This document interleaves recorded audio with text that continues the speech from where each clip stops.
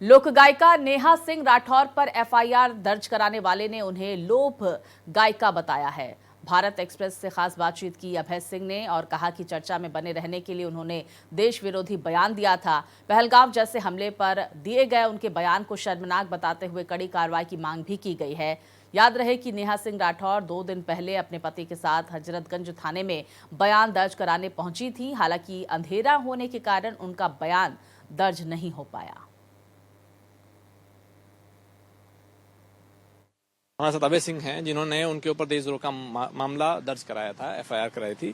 और क्या कुछ मामला है और उसी में आई थी, और क्या कुछ आगे अब हो सकता है कि या सरकार कुछ एक्शन लेगी, पुलिस करेगी, कानून व्यवस्था, उस पर हम लोग बात करेंगे। सर, आपने किस लिए पहली बात कराया था? और उनका भी ये कहना है कि अगर अपना ओपिनियन रखना देशद्रोह है तो उस पर उनका सवाल है कि कैसे गलत है।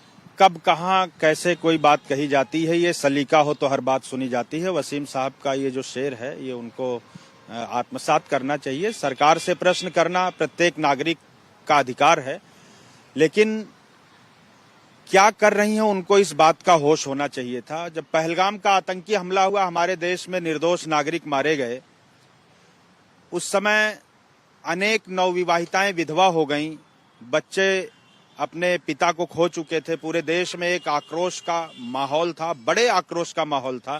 सारी विपक्षी पार्टियां एकजुट होकर सरकार से कह रही हैं, चाहे राहुल गांधी जी हों, ओवैसी जी हों या खड़गे जी हों, ममता बनर्जी, सब लोग एक साथ कह रहे हैं कि हम सरकार के साथ हैं, सरकार जो निर्णय लेगी हमारा समर्थन है। और सरकार इसमें पाकिस्तान ने चूंकि ये आतंकवादी भेजे हैं, उनसे कड़े से कड़ा बदला ले, इसका बदला लेना चाहिए। ये सब लोग एक सुर में मांग कर रहे हैं। लेकिन जैसा इनको आप सब लोग कहते हैं लोक गायिका, लेकिन मेरा ये मानना ये लोक गायिका नहीं, ये लोभ गायिका। इनको सस्ती लोकप्रियता का लोभ रहता है, टीआरपी का।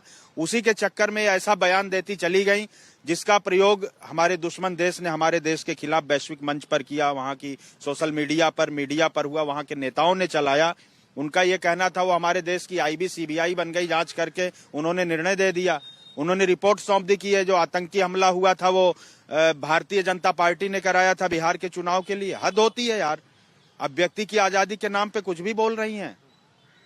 इसका प्रयोग जब दुश्मन देश हमारे खिलाफ करने लगा तो मैं इस बात से मुझे कष्ट हुआ। और मैं एक फौजी का बेटा हूं, मैं बाबा साहब डॉक्टर भीमराव अंबेडकर जी के संविधान के शरण में गया और मैंने एक एप्लीकेशन हजरतगंज कोतवाली में दे दिया। तो ये थे हमारे साथ अभय सिंह निर्भीक जी, जो कि कवि भी हैं, और इनका यही कहना है कि अब जो होगा न्यायालय तय करेगा। इस लड़ाई को हम आगे तक ले जाएंगे और जो भी फैसला न्यायालय सुनाएगा उसको मान्य कर दिया जाएगा। भारत एक्सप्रेस से लखनऊ से पीयूष राय, कैमरामैन शहनवाज के साथ।